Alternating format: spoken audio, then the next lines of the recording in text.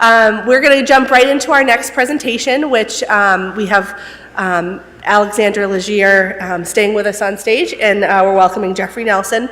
They're going to talk about one of the most critical things in the online environment, and that is relationships. So please join me in welcoming them to present best practices in building relationships.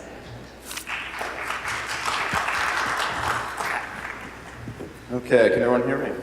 Yes. All right. Welcome, and thank you for attending our presentation this morning. My name is Jeff Nelson. I am Alexandra Legier. And we are both senior enrollment counselors here at UNE Online. Our goal today is to share some of our best practices we have found in building relationships with potential and current applicants to lead them to feel supported and to have them realize we offer one-on-one counseling through the entire application process.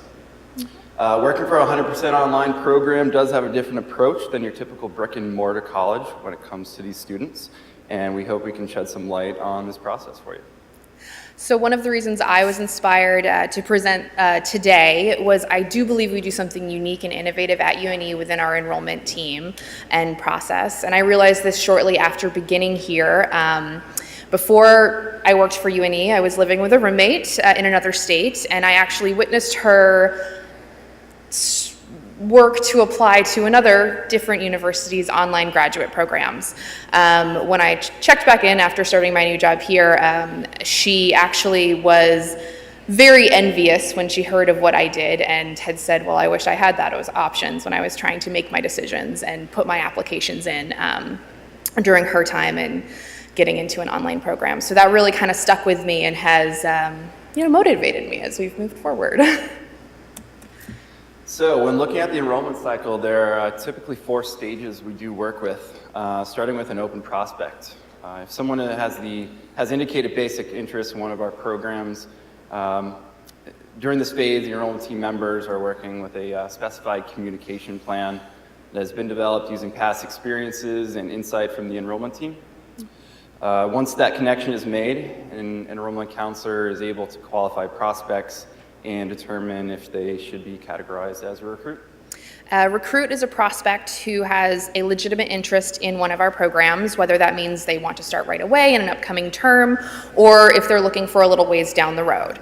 The first conversation that we're able to have with a prospect is when we determine if they're a recruit, and their time spent in this phase is where enrollment really utilizes our relationship building skills to get to know this person, keep them with us, and that also carries over into our applicant phase as well.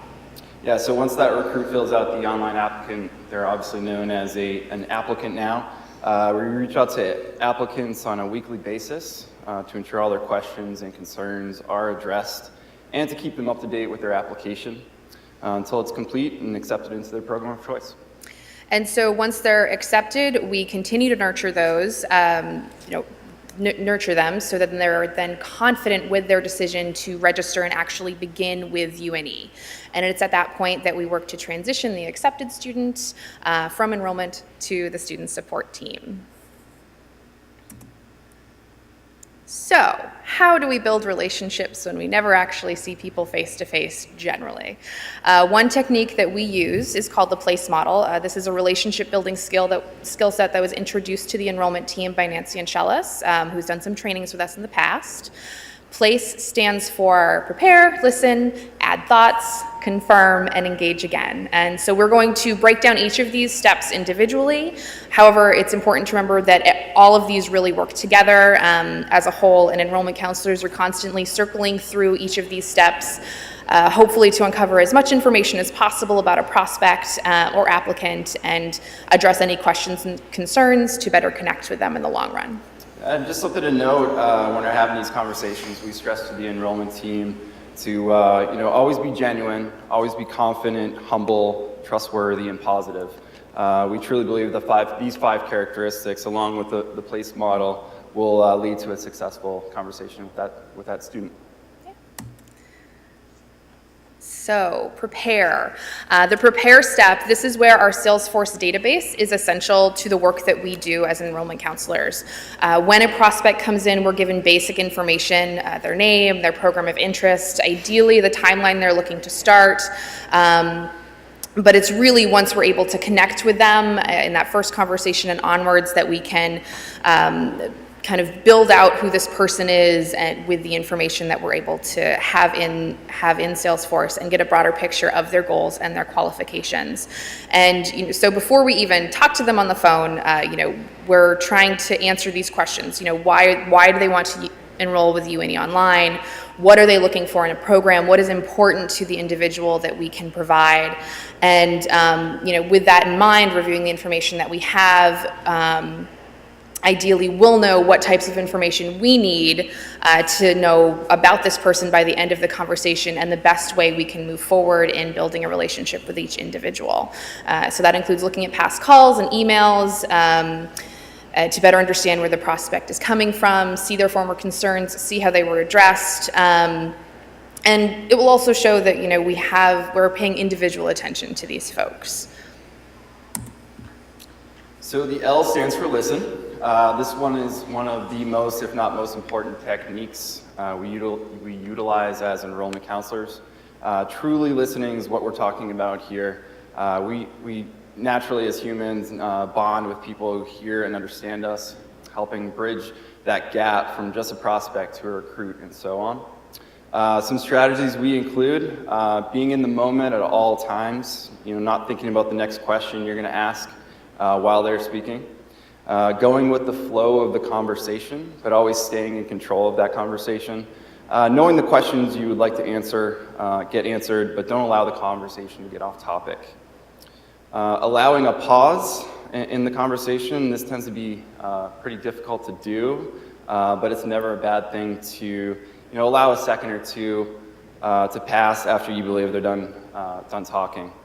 They may be able to add additional information to you that you may not have known if you cut them off accidentally.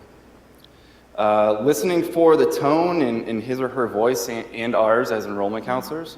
I can often recall more than a few times my wife saying, it's not what you said, but how you said it. So this goes with the conversation we have with prospects as well. It also doesn't seem like rocket science, but actually caring about what they're telling you.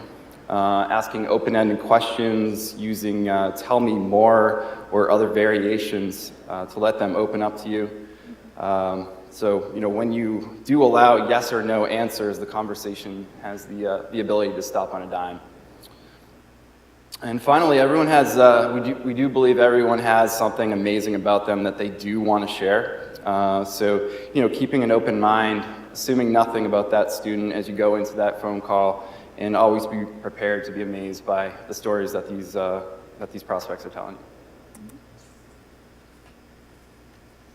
After listening to a prospect, who hopefully is now a recruit, it is your time to add your own thoughts. We want to get as much information as we can from someone, but we still also need to have control of the conversation. So it's important to agree where possible. Everyone has a reason why they believe the things they do, so we need to be open to new perspectives while still knowing where limitations may lie. We are the experts in the program in that sense, and from there, we can bridge an individual's goals with what we offer. So it's finding out in every call why they were interested in the program and how those interests line up with the program benefits is crucial. People naturally like to be given options. They want to be able to make their own decisions. So by saying things, have you considered this, looking at it this way? That is a great tool to use when presenting the possibilities that they could consider with the program. As Jeff said, remembering your tone of voice when adding your thoughts is key. We have a lot of benefits for our programs, one of which is they're very flexible. But me saying, oh yeah, the program's great, it's flexible, you can finish the program in 2 years, is very different from me saying, well, it's flexible, you could finish in 2 years. It's the same information, but would be taken in very different ways. Everyone has their own story. Student A may be looking at our nutrition programs for a very different reason than student B, and being able to separate and break down what each person is looking for, giving them options to let us know, hopefully will give us the result of both students beginning in the program. So confirm, what this means, always summarizing your conversation at the end.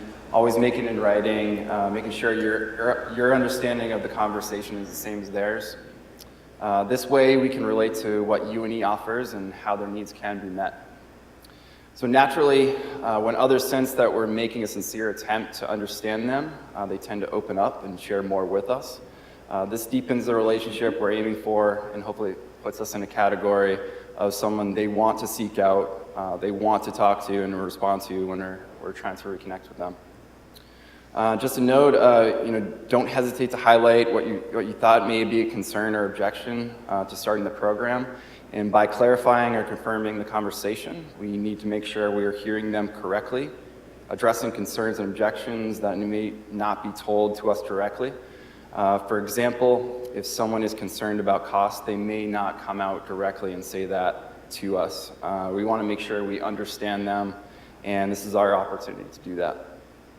And also in asking these questions, not only were we showing that we were listening, but their answers will hopefully provide more insight to their mindset, and most importantly, leads to the final steps of the PLACE model. Which is engaging again. So after your conversation, the follow-up occurs, and this, in this model, it's referred to as engaging again with a recruit or an applicant. Make a plan.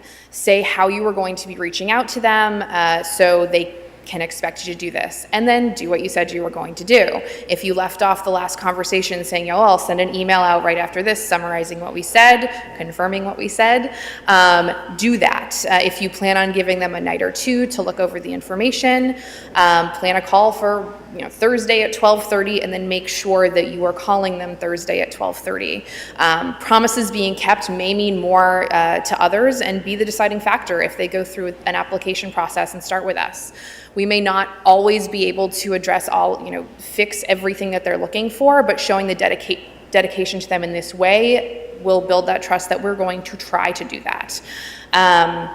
The engage again step is also crucial as it sets up the necessary information. This is when you're inputting everything into our Salesforce in order to prepare and start again.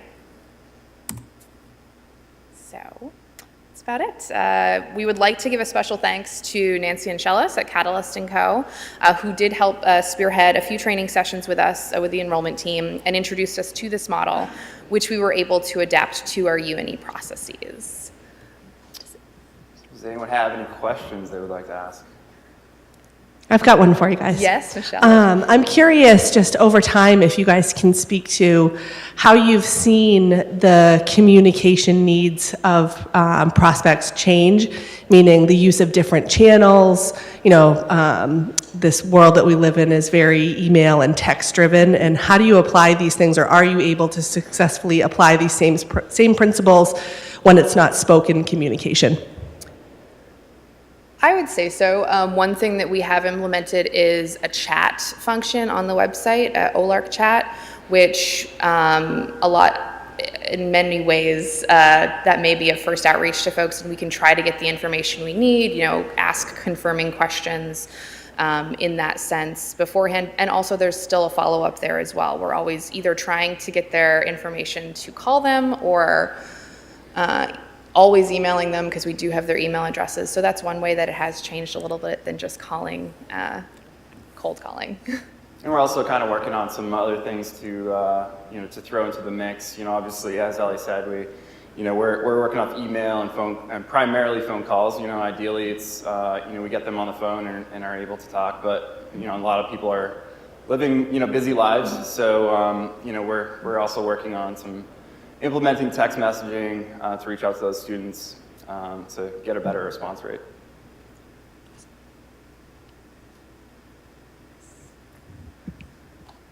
Oh, one more. I'm so curious to know how you keep track of the little details of people's lives when you re-engage with them. Who's getting married, who's having a baby, those kinds of things. Yeah, so that's, we kind of touched on it a little bit. We're always taking notes. Ideally really detailed notes that we can always kind of go back to in future conversations. We think it's a huge deal to remember those small details. They might be small to us, but they might be huge to them they realize that, wow, they actually were listening Last time we were talking, this is important to me. So I think it's a Yeah, a lot of that is also in the prepare step. So we've taken the notes, every conversation we're having, there's a comment section that we're supposed to be noting anything in particular that stands out, as well as all the emails that we have back and forth. But it's, so it's crucial to write them down, but it's also in that prepare stage where we're opening up everything to be like, who is this person again? Because we talk to hundreds of people.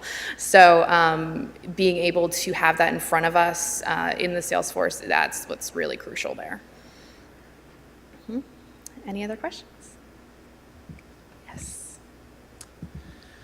I'm curious about the qualification stage. Yes. Where you take someone who says, yeah, I want that program, and then you guys work with them to figure out whether they're actually going to be a good fit for the program or are able to enroll in the program. How do you use that process to build more trust with the applicant?